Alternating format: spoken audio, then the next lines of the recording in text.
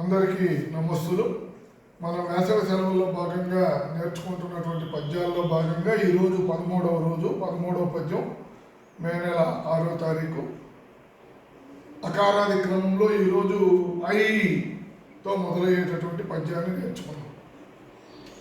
ఐకమత్యమొక్కటావశ్యకం బెవ్డు దాని బలిమినెంతయైన గూడు గడ్డి వెంటి పెట్టి కటరాయేనుంగు విశ్వదాభిరామ వినురవేమా.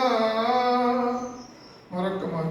ఐకమత్యమొక్కటి ఆవశ్యకం వెప్పు దాని బలిమిని ఎంతయైన గూడు గడ్డి వెంటి పెట్టి కటరాయేనుంగు విశ్వదాభిరామ వినురవేమా.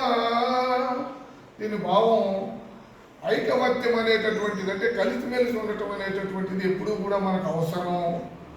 ఆ కలిసిమెలిసి ఉండటం వల్ల కలిగేటటువంటి బలం అది ఎంత అంత అని చెప్పలేము.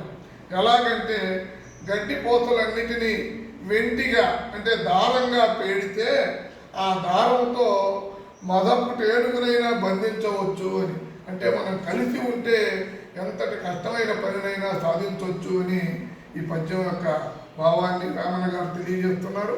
ఇప్పుడు నేను చెప్తాను, మీరు అనుసరించండి. ఐకమత్యమొక్కటి ఆవశ్యకం బెప్డు దాని బలిమినెంతయైన గూడు గడ్డి వెంటి పెట్టి కట్టరాయేనుంగు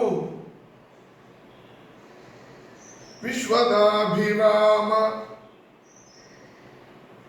వినురవేమా.